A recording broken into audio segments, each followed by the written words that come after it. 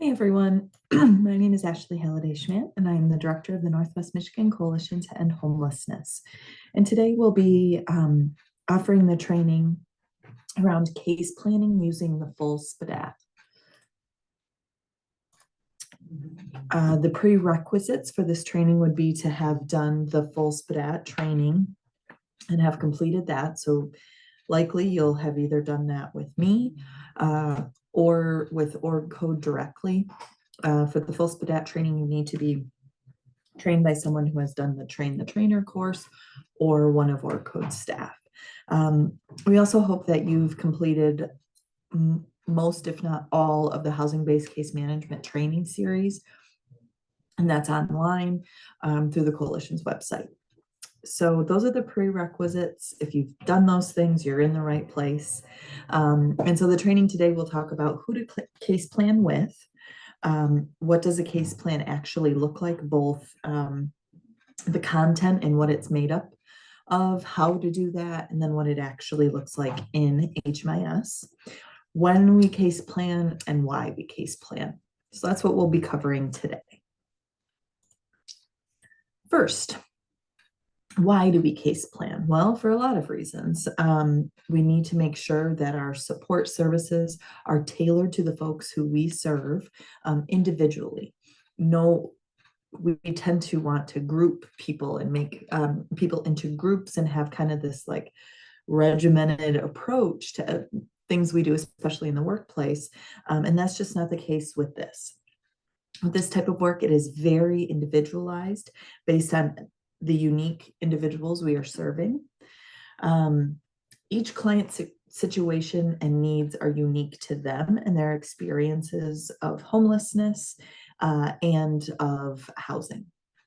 So a personalized case plan ensures that the support provided to the person is tailored to their specific circumstances, helping them address unique challenges and unique goals to them. It's also important that we goal set. The journey of housing and of becoming housed and then maintaining housing is not always super linear. It's not, well, first we do this, then we do this, then we do the next thing. It's kind of on this continuum, and it can ebb and flow, and there are highs and there are lows. So the goals of the case plan really helps clients set short-term, long-term goals, and then really actionable steps within those goals. The goals might be things like gaining employment, getting some sort of income, improving budgeting, getting access to mental health services, getting access to physical health services, becoming more integrated into the community, all sorts of things. Case planning also helps us with accountability and progress tracking. So it provides kind of the structured framework based on the full SPDAT for both the client and the case manager to follow and then kind of keep track of along the way. And it helps hold both parties accountable. So remember from some of our trainings for housing-based case management, the clients are working toward their goals, and we are doing that really. They're doing the hard work, we're doing the hard support. So we're supporting them along the way, but we also have to do what we say we're going to do. So it can help with accountability and tracking in terms of that. Empowerment. It helps the clients feel a sense of ownership toward their housing placement, toward their goals, their lives. Sometimes when folks are just in survival mode for so long, they're not looking toward the future. They're not looking forward. It's just immediate need, emergent need.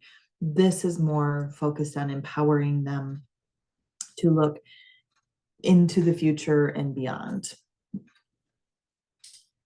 And then finally, crisis prevention. A case plan is not the silver bullet. None of this is. It's a comprehensive approach to supporting folks in housing based on best practices. But what all of these things can do together, so when we do the full SPDAT, The housing-based case management forms, we take the housing first approach and a client-centered trauma-informed approach to this work.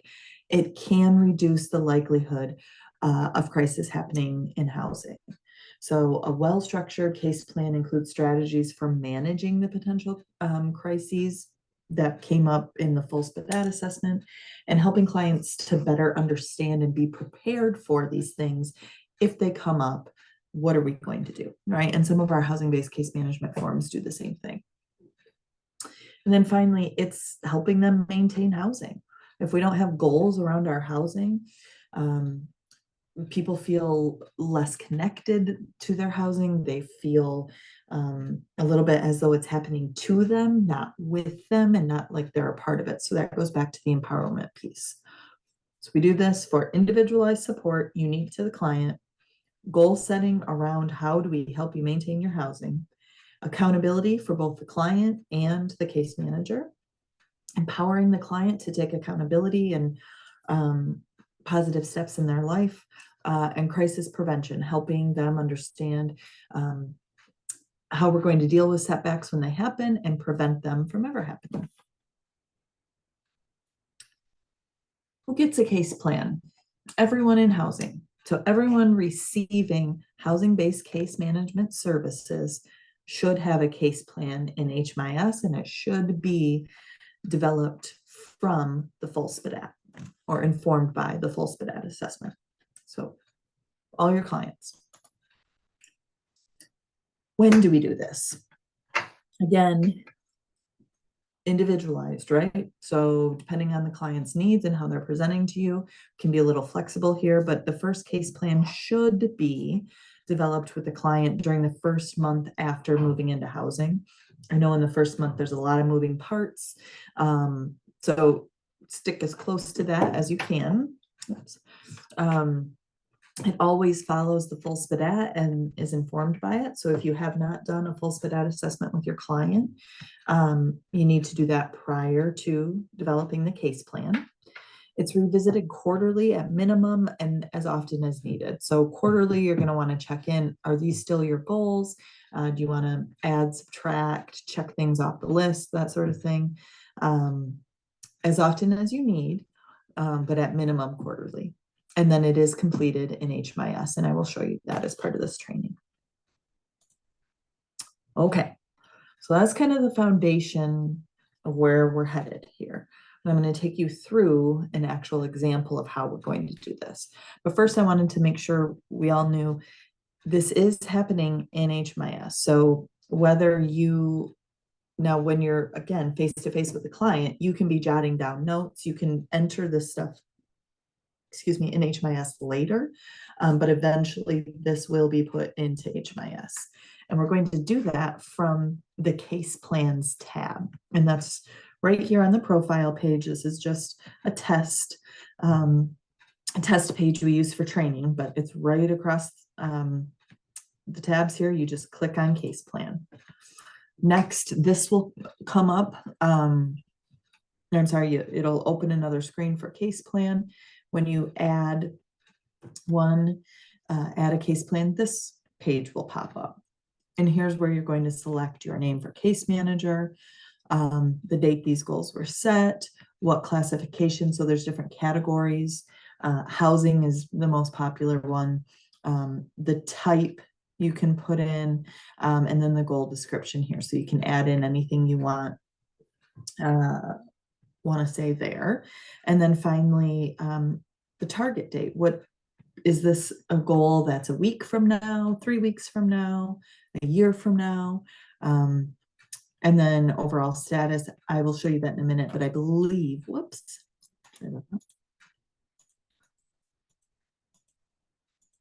I believe we keep this open until the client has met the goal. And then if closed, meaning they met the goal, they don't want to work on that goal anymore, whatever the case is, you can indicate that there. So I'm going to show you this in HMIS in one moment. Let me pull up that screen. Okay, so now I'm going to share, HMIS screen with you here. Okay. So in HMIS, this is where you will go for case plans, just the case plan tab. And what you want to do, don't worry about the case plan file attachment. Right now, we don't use that. We'll just go right here and click on add goal. This one's a little complicated because we use it for training purposes. So I'm not going to worry about any of these households. Your clients will hopefully not have that many households listed. So we'll click on this. There we go. You'll want to be in your correct provider page,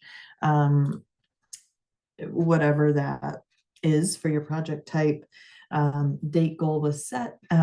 You can backdate this. This is not going to influence data quality at all. So just put in whatever date you want this goal to start. Here's the different classifications. So a lot of things are going to be under housing, but not everything. Okay, so most goals you can find right under housing, then the type,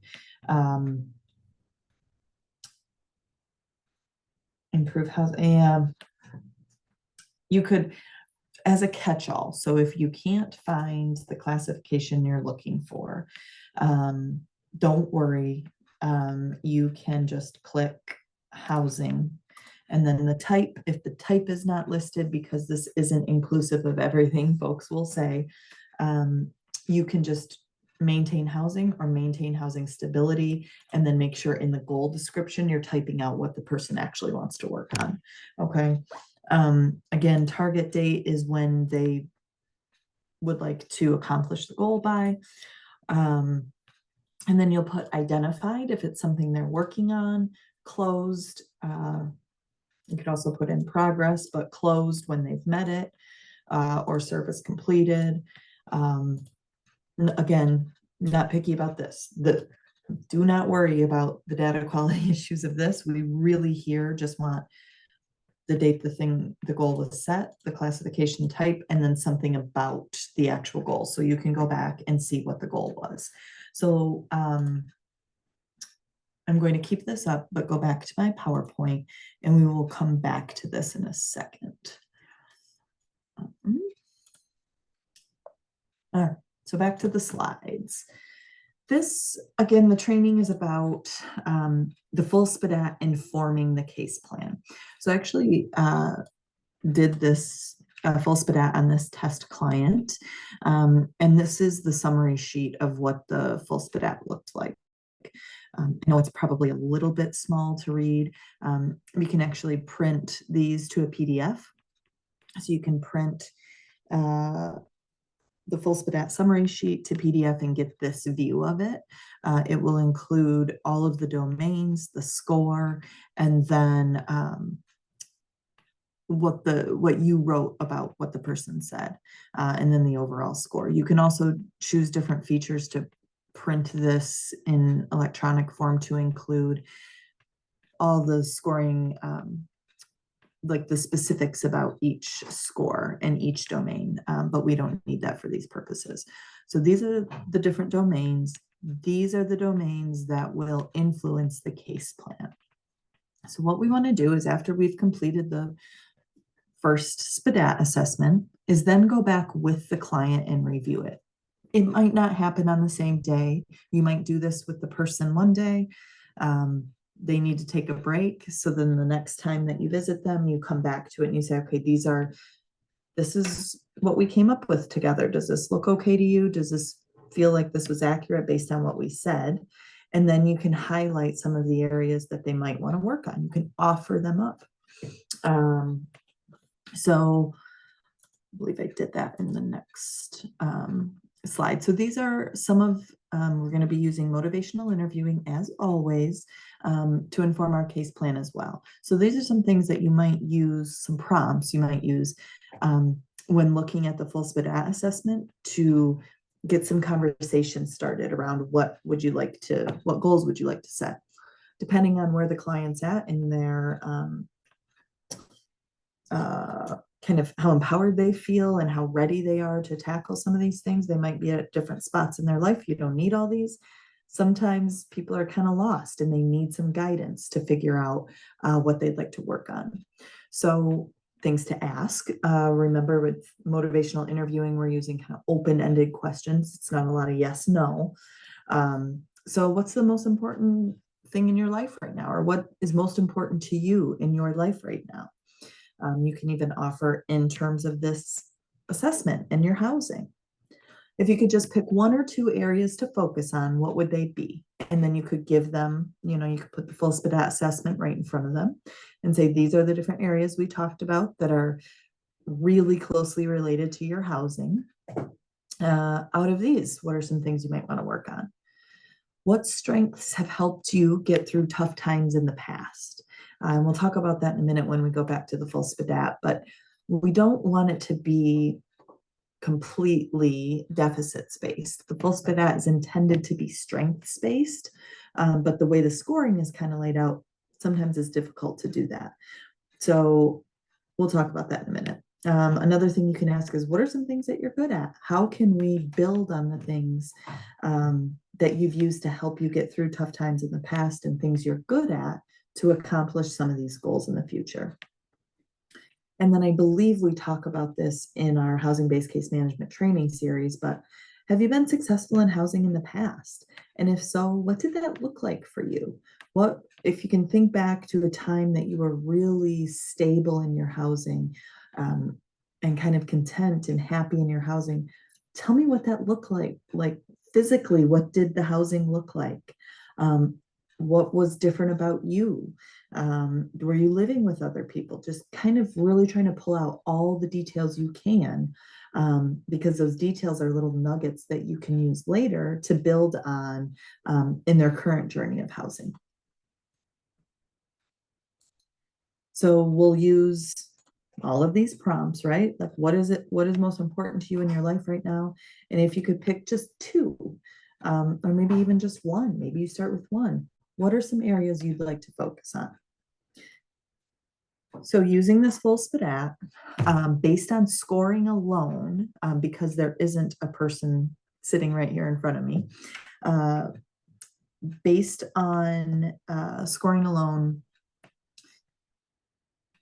you can look at areas they scored threes and fours on and kind of gauge where they're at motivationally in terms of how much they want to work on those things. Remember, you are not guiding.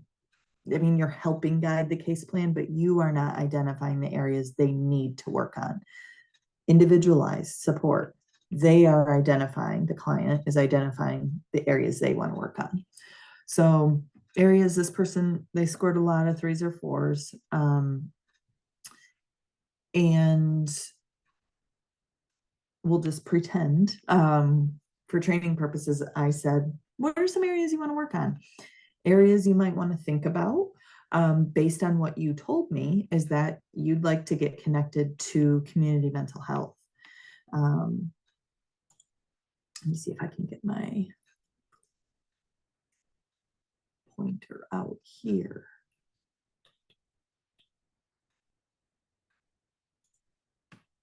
Yeah, okay. So based on what they said, because these are their comments, would you like, you said you'd like to get connected to community mental health for medication and therapy. Is that something you still want to work on? Yes, great. So we'll select mental health as an area of focus. Another area that you told me you wanted to focus on when we were completing this assessment was your physical health and your wellness. You said that you have a chronic health condition and you haven't been treating that for a long time. It's probably really hard while you're on the streets and experiencing homelessness to really connect with physical health providers and maintain doctor's appointments and take your meds. Now that you're in housing, that might offer a little more stability for you. Is that something you want to work on? It's yes. Okay. So they need connection to a primary care provider. That's something you can go forward with. And then pretending we're talking with them. You can also, I have highlighted here money management. So there we are. They have no income. Okay, so then you can say another area you might want to think about is trying to get you some income. How do you feel about talking with someone at the benefits office to figure out how we can get you some income? So yeah, those are just prompts, right? You can use. So we're going to pretend this person highlighted mental health, physical health, and money management as some things immediately that they want to work on. Notice, even though they scored a 3 in substance use or a 4 in interaction with emergency services, I didn't tell them you have to work on these things because you scored high on them, right? They are coming up with their individualized support plan. So now that we have the 3 focus areas, we need to narrow that down a little bit. It's not helpful to the client or to you as the case manager providing that really tough support, or not tough support, but really hard support, to say, it's not enough to say, I want to work on my mental health. Well, what does that really look like? What does that actually mean? So some prompts here, you could say, what would you like to accomplish in terms of your mental health? Talk to me about what you'd like to do. When we were doing the assessment, you said, and then you can refer back to that. You said you'd like to get connected to community mental health. Have you ever been a client of community mental health? How do you feel about calling on your own? What kind of support would you like from me? How would you rate your mental health on a scale of 1 to 5? Based on what they tell you, you can kind of gauge the urgency that they're feeling. And what do you think it would take to go to a 4? So these are 2 prompts that can kind of gauge their readiness and their urgency a little bit, but it can also help you unlock some of the specifics around the goals. So let's pretend they really they didn't say the thing about therapy and medication. Let's pretend they just said, I want to work on my mental health. Then you could say, what would you like to accomplish in terms of your mental health? Well, I'd like to feel less depressed and less anxious every day. Okay, great. How would you rate your overall mental health? Scale of 1 to 5, 1 being very well managed. You don't have a lot of feelings of anxiety. You're not feeling depressed most days. Really able to maintain a healthy sense of mental well-being. 5 being, oh my gosh, we're in a crisis. I might need to be hospitalized. Where are you at today? And maybe they said 5. You say, okay, what do you think it would take for you to go to a 4? Well, I'd be on my meds. I'd be taking my meds regularly. Okay, great. So sounds like medication is something that could be a goal, is to get a medication assessment or get hooked up with a psychiatrist through mental health. Yes. Okay, great. Then we put that in the case plan, right? And then you're actually working with them to operationalize that, which we'll talk about next. Same thing for physical health. What would you like to accomplish in terms of your physical health? Maybe it's as simple as getting connected with a doctor. Like, these can be very small and very short term, or they can be bigger scale and longer term. But typically, in the beginning, it's like you want to get in these incremental, smaller stage goals. So that might just be, I want to get connected with a primary care provider. I haven't had a doctor in 10 years. I want to get reconnected. Then you don't even, if they come up with it right away, we don't have to dig a lot more. I mean, you can, it's great for your relationship and your rapport building and getting to know the client, but not necessarily something you have to go into if they provide the goal right there for you. So then we want to operationalize it. Like I said, it's not enough to just say, I want to work on my mental health. I want to work on my physical health. Really, even like, you want to dig deeper if they say something like, I want to get a job. Okay, what does that actually look like? So how can we break down these goals into manageable steps? They came up with mental health, getting connected to community mental health. Physical health goal was get connected to a primary care provider. And then money management was to make that initial call to talk to someone about applying for benefits. We're going to pretend those were their goals. So now we want to dig a little deeper. How can we break down these goals into manageable steps? What will it take for you to get connected to community mental health? Do you feel comfortable making that call? Do you have the number? Is that something I can help support you with? Are you familiar with how to do that? Do you have any questions? Think of lists of questions for the intake. If they ask you to go in person, how will you get there? Can I support you in setting up transportation, bus pass, whatever, right? You're talking about the things, the small steps that it will take to get to that goal. So what's one small step you can take this week to move closer to your goal, whatever it is? What's helped you succeed in the past when you face challenges? That can go back to that strengths-based. Also, like, what are you good at? What support systems do you have that can help you reach your goals? All of those things are great tools to use to operationalize what they're talking about. And then finally, we document this in HMIS and we prep for action. So again, you can just be taking notes by hand or typing or however you take notes when you're with your client. And you can actually do the inputting of this when you're not sitting right there with your client. Like input the case plan into HMIS later. But here's also, I think I said some of these in the last slide, but what might get in the way of these goals? What challenges could you potentially see facing in making that intake appointment with CMH in the next 2 weeks? What do you need to achieve these goals? And then you think about transportation, bus pass. Do you need someone to accompany you? Whatever. And who can best support you? We want to always be linking back to other supports in people's lives as well, because that's really what's going to help them maintain housing for the long term. Okay, so then you document it. We're talking about next steps with the client, and then we're following up on these goals. So this is the part where the ongoing case management really comes into play. Each session is a time to manage the goals in the case plan. What's working, what's not working. How did that go? Were you able to make the intake appointment? Yes. Okay. When is it? Did you write it on your calendar? Were you able to attend the first intake appointment? You were? Great. How do we use that scenario to build on the next goal? What got in the way? What helped support your plans? All of these open-ended questions that are really building toward goal achievement, accomplishment, accountability, and problem solving when things don't go well. So when we're talking about what's working and what's not, I want to be clear, we're not approaching that in a punitive way.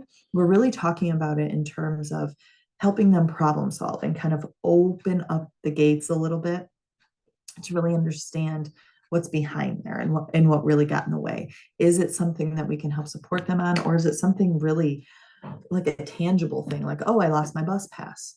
Great. Here's a new one. Where can we put it so that you won't lose it next time? You know, things like that. Or it can be something a little bit more deep-seated that you need to work through with the client. So really just engaging and checking in. And then what's next? You had 3 goals. Great. You achieved those. What can we work on next? And then you're going back to the full SPDAT and pulling that out.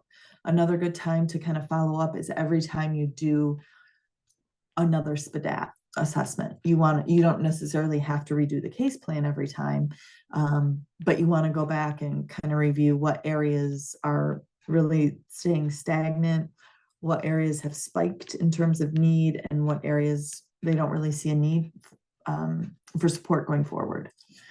You always want to be asking, how will this affect your housing?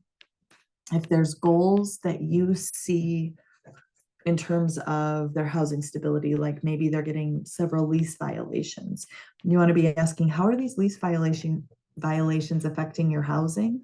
And how can we work to resolve those? What are some other supports that you need? Is there something related to this in your case plan? Can we set a goal around this? Whatever it is. So I really want you to think about the case plan as just kind of like this catalyst to work with or work from in terms of providing support, just like the full SPDAT.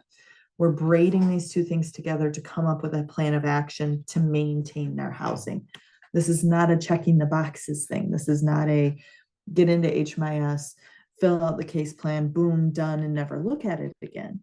It is a tool to help you provide the best support for the folks who we serve in housing. So I will share one more time what this looks like in HMIS. And then we'll close out this training. Okay, so remember back to this client's case plan, and they said they wanted to make their or get connected with mental health. So let's go with that.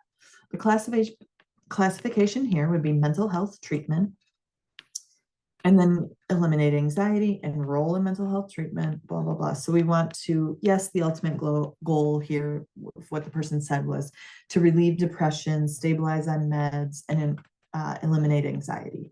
Here, we really just want to talk about, they want to enroll in mental health treatment. And then the goal description would be, client wishes to, or client will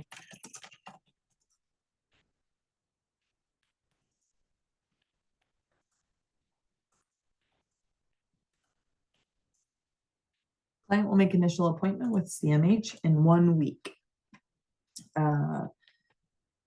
Good enough, or make initial appointment call, we'll say. Target date 1 week from now, so that will be 7, and we can just, you can actually just use this calendar, boom. This is identified, it's not closed, then we just say add goal. Eventually, we'll get back to,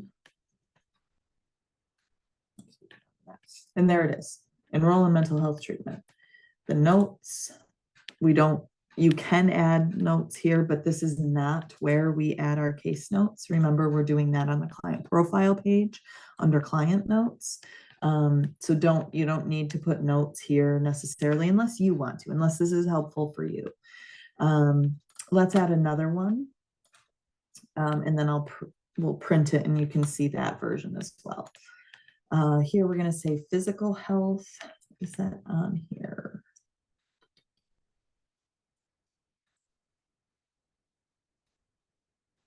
Health. We'll use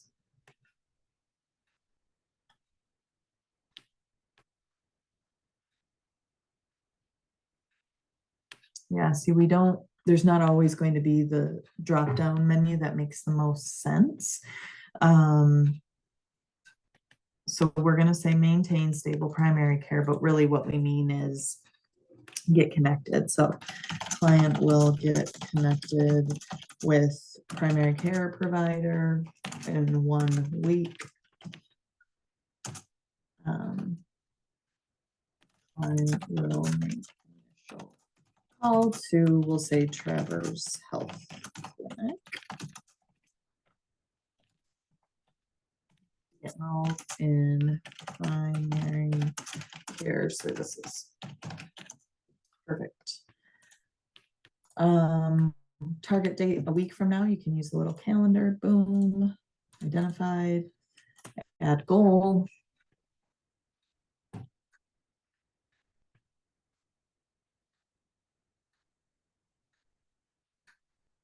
And eventually it will add the goal.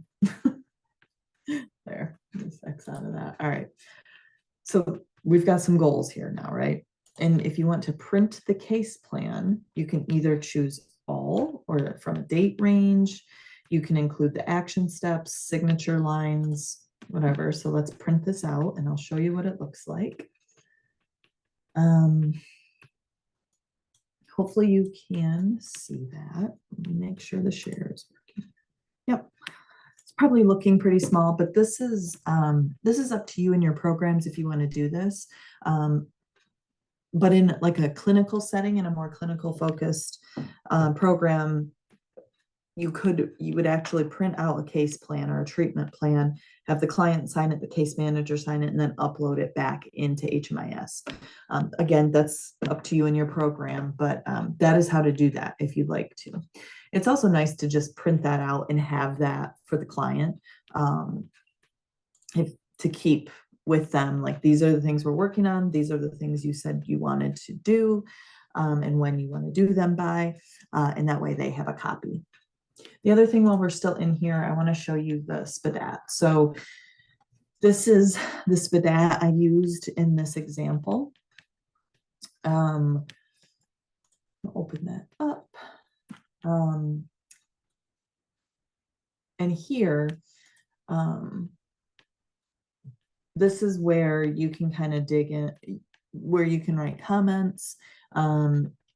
This is what I was talking about when I pulled up that full SPDAT. They scored a 4 under physical health and wellness, and why. Self-reported chronic health condition, has not been treated in many years, needs connection to PCP. Okay, so, which is primary care provider. So this is where you can really dig in a little more and add some comments later. You don't want to do that probably right then and there with the client. And then finally, what I wanted to show you, let's see. Yep, so to print out the full SPDAT assessment once you're done, you want to click on this printer up here, in the right up here by the X, and then here's where you can include the domain scores, the comments that you typed.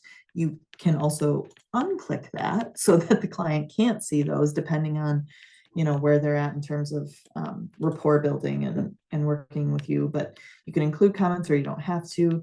You can include the domain descriptions and the score range descriptions. I don't always like to do that. I think it's a waste of but these are the two I usually use. You can print that, and I'll show you what that looks like. And it really just looks like this. It's on one sheet of paper, typically, maybe 2. And you can print that and physically give that to your client and say, okay, this is your SPDAT. And then that's another way you can track accountability and progress in terms of all these different domains that really go into maintaining housing long-term. So I will stop sharing that. I hope this all helps you really understand how we're taking our full SPDAT assessments and turning those into actionable goals related to the client's housing, and how we're going to do that through case planning. So thank you for being part of this work, and reach out if you have any questions.